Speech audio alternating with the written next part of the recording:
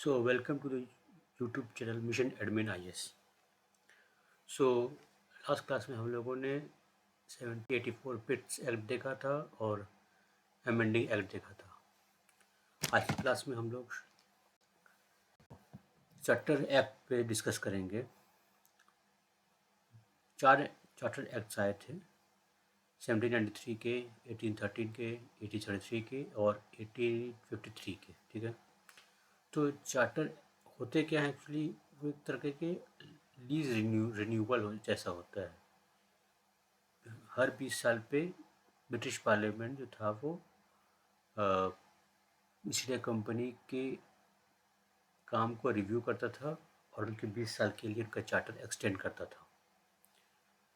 तो हम लोग 1793 to 1833, फिर 33, 13, 33 एंड 53 20-20 साल का गैप रहा है।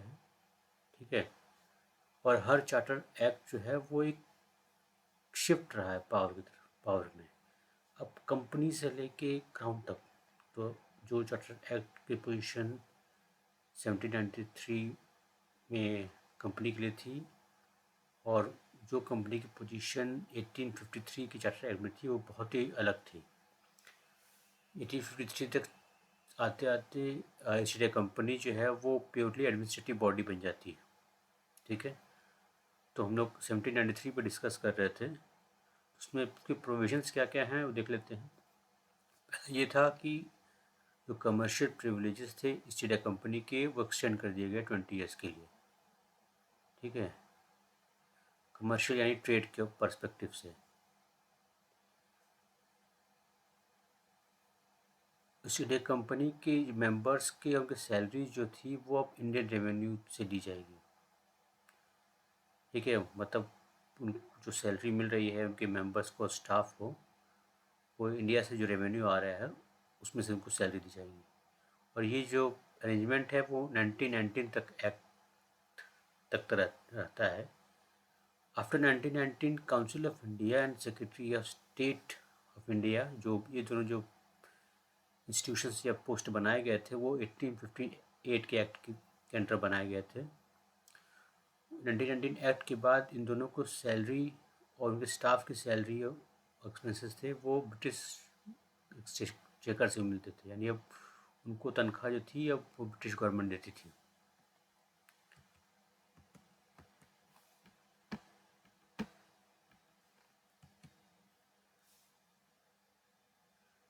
एक इसमें एक और 1793 में एक और था कि जो प्रेसिडेंट होता था एग्जीक्यूटिव काउंसिल का, वो अपने एब्सेंस में एक वाइस प्रेसिडेंट अपॉइंट कर सकता था जो उसके एब्सेंस में गवर्नर जनरल का रोल प्ले करे। ठीक है, और हम लोग एक और चीज़ देखेंगे कि ब्यूरोक्रेटिक डेवलपमेंट कैसे हुआ ईच सब्सिक्वेंट चार्टर एक्ट में, या 1793 में ही से लेके 1853 तक। ठीक है, तो 1793 के एक्ट में है वो प्लीज साफ नहीं आ रहा है, कोई बात नहीं, मैं इसको साफ कर दूंगा।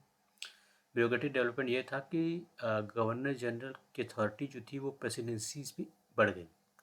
हम लोगों ने लास्ट क्लास में देखा कैसे कॉर्नवालिस जो थे वो ढेर सारे अपने प्रपोजल्स लाए थे अपनी पोस्ट एक्सेप्ट करने के लिए। उन्होंने वॉरेन हेस्टिंग्स की हालत देखी थी, कैसे बाकी जो काउंसिल के मेंबर थे वो कैसे ऐसे उसके सारे डिसीजंस को नकार देते थे। तो यहाँ पे जो था वो पावर जो थी प्रेसिडेंसी के मद्रास और बॉम्बे पे गवर्नर जनरल ऑफ बंगाल का अथॉरिटी बढ़ गई। ठीक है, सेंट्रलाइजेशन हुआ एग्जीक्यूटिव पावर का, ऑब्वियस सी बात है, सारी पावर जो थी अब गवर्नर जनरल बंगाल में आ गई और वो पावरशिप उनको दे दिए गए जो फॉरेन पावर थे, जैसे अब ट्रीटी साइन करने का, वॉर डिक्लेयर करने का, ये सब जो पावर थी अब गवर्नर जनरल बंगाल के पास आ गई। ठीक है, और जो सिविल सर्वेंट थे वो अभी भी पेट्रोनेज के थ्रू अपॉइंट हुए थे, क्योंकि ईस्ट इंडिया कंपनी जो थी ये उनका एडमिनिस्ट्रेटिव फंक्शन था। तो जो ये भी ईस्ट इंडिया कंपनी के पास था, तो सिविल सर्वेंट्स जो अपॉइंट होते थे वो पेट्रोनेज थी। पेट्रोनेज मतलब किसी लॉर्ड मेंबर ऑफ पार्लियामेंट के हो रहे होंगे, उनके बेटे रहे होंगे या उनके रिश्तेदार होंगे, उनको अपॉइंट किया गया हो। तो एक तरह की हम लोग ये जो गवर्नर जनरल की बॉडी जो थी बंगाल वाली, उसमें हम देखेंगे कैसे एडमिनिस्ट्रेटिव सेंट्रलाइजेशन हो जाता है। नियम भी वही बना रहे हैं, इम्प्लीमेंट वही कर रहे हैं, ठीक है। तो अगला चार्टर एक्ट है 1813 का। इसके लिए हमें अब समझना है कि 20 साल में ऐसा क्या हुआ। 20 साल में ऐसा होता ये है कि इंडस्ट्रियल कैपिटलिज्म जो चल रहा था ब्रिटेन में, वो अब धीरे धीरे स्टेबल हो रहा था, कैपिटलिज्म हो रहा था, ठीक है। सबको सब लोग जो नए नए इंडस्ट्रीज आ रहे थे, और उन्होंने इसलिए कंपनी की जो मोनोपोली को चैलेंज किया था।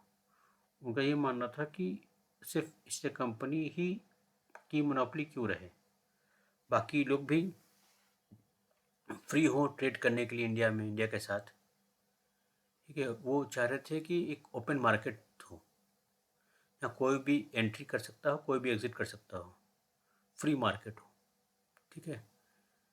तो ये था एक चीज़। दूसरा ये था कि कॉन्टिनेंटल यूरोप यानी फ्रांस में नेपोलियन बोनापार्ट का रूल चल रहा था। हम लोग अगर वर्ल्ड हिस्ट्री पे क्लास लेते हैं तो उसमें हम लोग देखें कैसे फ्रेंच रेवोल्यूशन हुआ, उसके बाद रेन ऑफ टेरर आया, उसके बाद नेपोलियन बोनापार्ट आया, ठीक है। तो उसमें नेपोलियन बोनापार्ट ने यूरोप के पोर्ट्स को इंग्लिश मर्चेंट्स के लिए बंद कर दिया था, ठीक है, क्योंकि वो अब मर्चेंट्स जो है वो ट्रेड नहीं कर सकते कॉन्टिनेंटल यूरोप के साथ, ठीक है। ये दो चीज़ थी बैकग्राउंड में। अब हम लोग उसके प्रोविजंस पे देखते हैं।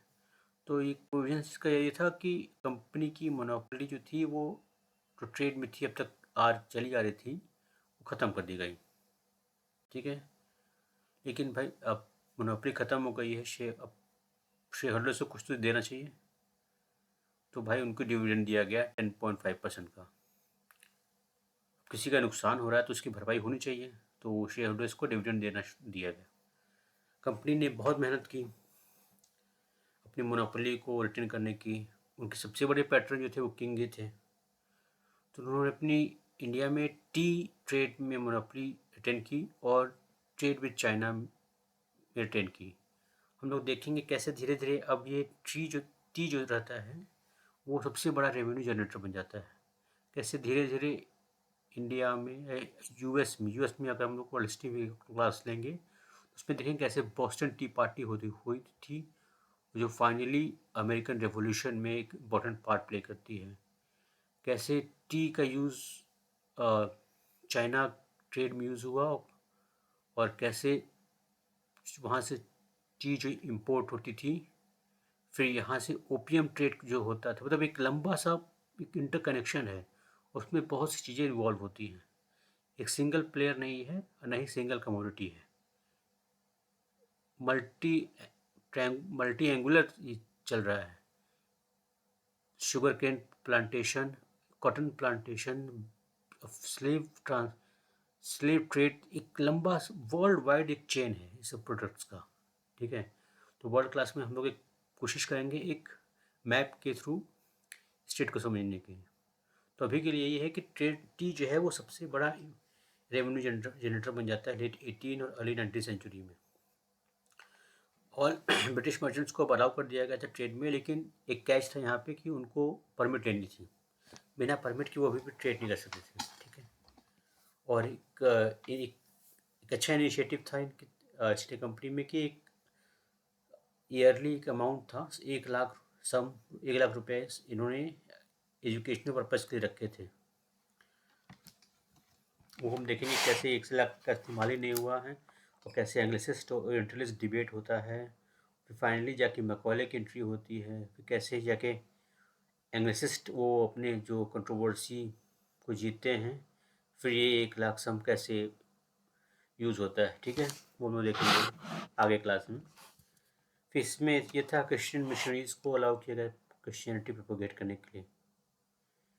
और ये भी एक फन फैक्ट नहीं बोलेंगे, एक रियलिटी ये है कि 1935 एक्ट हो या 1946 कैबिनेट कमीशन हो, ट्राइबल एरिया और को अभी भी क्राउन हैंडल कर रहा था।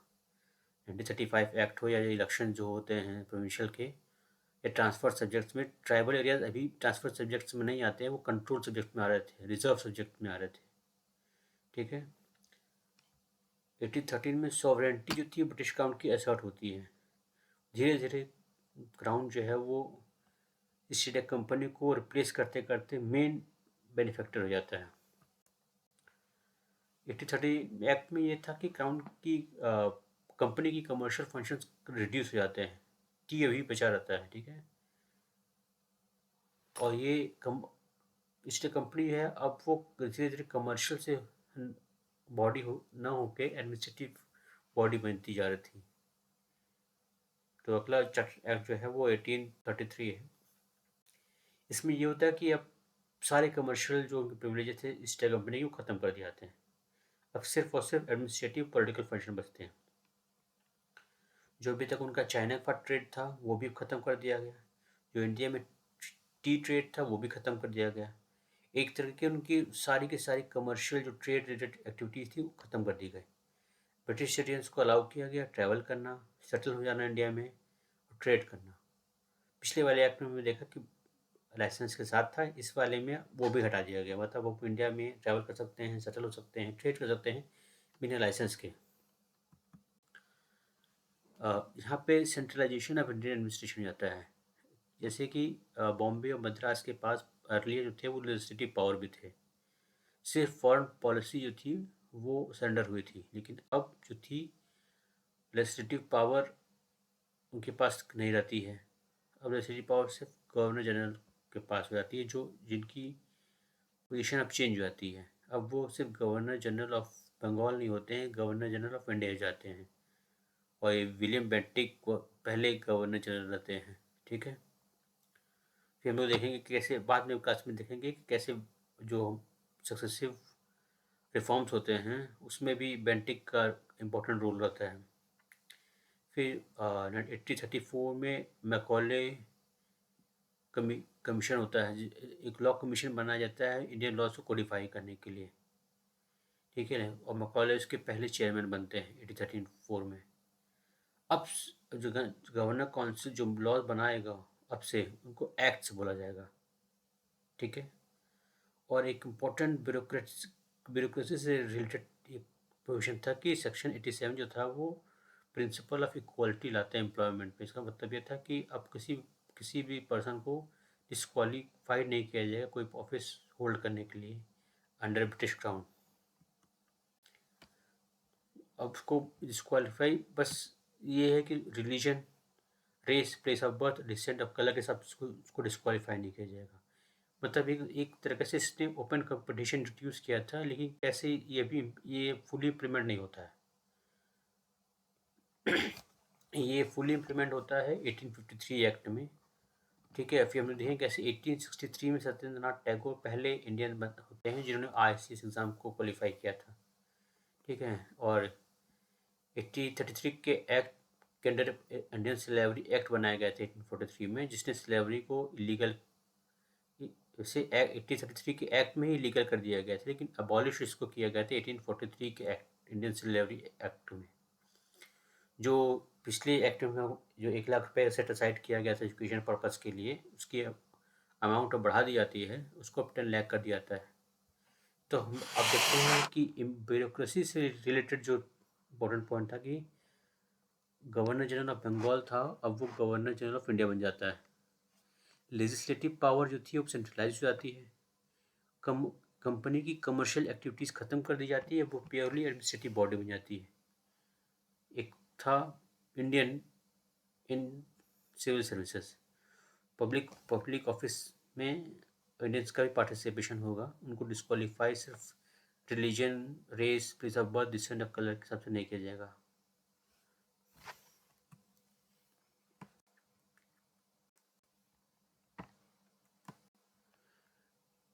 फिर लास्ट एक्ट आता है 1853 का।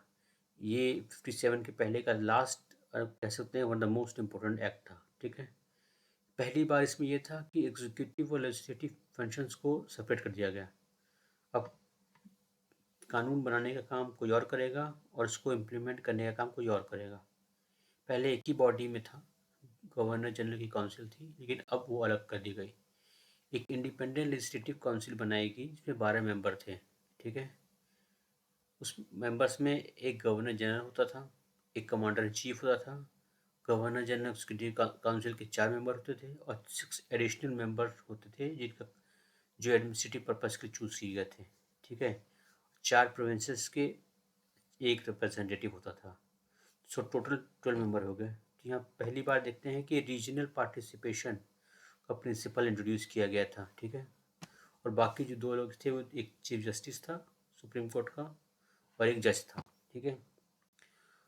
और लॉ मेंबर जो था, जो गवर्नर जनरल काउंसिल में था, उसको परमानेंट मेंबर बना देते हैं। वोटिंग राइट पिछले वाले में इंट्रोड्यूस हुआ था लेकिन उसकी वोटिंग राइट नहीं थी।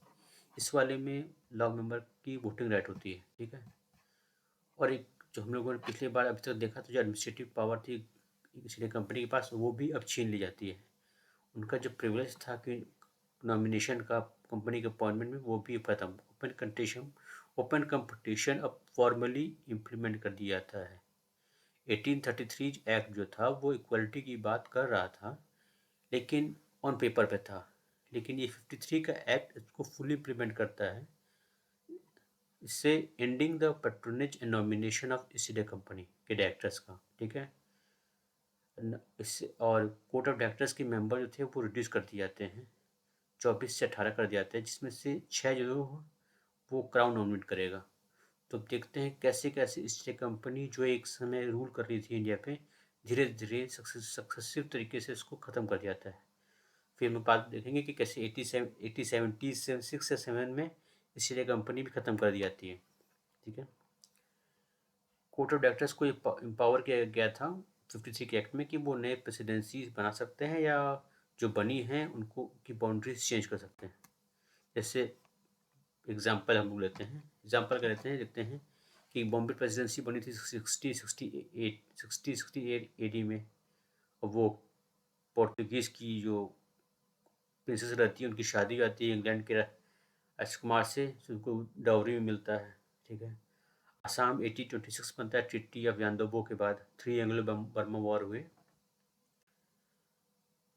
फिर कैसे पंजाब ने 1849 में बना, सेकेंड एंग्लो सिख वॉर के बाद, ब्रिटिश प्रोविंस। बंगाल बना था 17 में, ठीक है। वो जो भी कुछ दिन पहले प्राइम मिनिस्टर फोर्ट विलियम था, तो प्राइम मिनिस्टर ने फोर्ट विलियम जो पोस्ट थी कलकत्ता में, उसका नाम बदल के विजय दुर्ग रख दिया है। फिर ब्रिटिश गवर्नमेंट जो था वो एक लॉ कमीशन अपॉइंट करेगी ड्राफ्ट और रिपोर्ट तैयार करने के लिए, जो अर्लियर कमीशंस या लॉ बने हुए हैं उनको रिव्यू करने के लिए और नए लेजिस्लेशन को रिकमेंड करने के लिए। सबसे इम्पोर्टेंट पार्ट 1853 के एक्ट में है कि यह फाउंडेशन होता है मॉडर्न सिविल सर्विस का। Introduction of open competition examination होता है मैकॉले कमेटी की रिकमेंडेशन पे। हम लोगों ने अभी देखा कि फतेंद्रनाथ टैगोर पहले इंडियन बने थे जिन्होंने ICS एग्ज़ाम क्वालिफाई किया था। इस एक्ट ने पैट्रोनेज को ख़त्म कर दिया और ब्यूरोक्रेसी जो थी अब वो मेरिट बेस्ड हो गई, ठीक है। हम लोग अब प्रीवियस ईयर क्वेश्चन देखा जाए तो पहला क्वेश्चन था कि in which of the following acts provision was made for the establishment supreme court Calcutta. ये UPPSC मेंस में था। तब आप इसके आंसर आप लोग कमेंट बॉक्स में दीजिएगा, ठीक है। फिर एक क्वेश्चन था कि with reference to establishment of supreme court which of the statement is और आर करेक्ट है। ये RO एग्जाम में आया था। यहाँ कुछ ऑप्शंस मिसिंग हो रहे हैं, मैं इसको ठीक कर देता हूँ, फिर आपको टेलीग्राम चैनल पे आपको ये शेयर कर दूंगा। आप लोग कमेंट बॉक्स में इसका आंसर कीजिएगा, ठीक है। ये आज की क्लास ख़त्म होती है। हम लोगों ने 1853 का एक्ट देख लिया है 1773 से स्टार्ट होते हुए। नेक्स्ट क्लास में हम लोग 1858 का एक्ट देखेंगे और कोशिश करेंगे कम से कम 1919 के एक्ट तक जाने की, ठीक है। Thank you.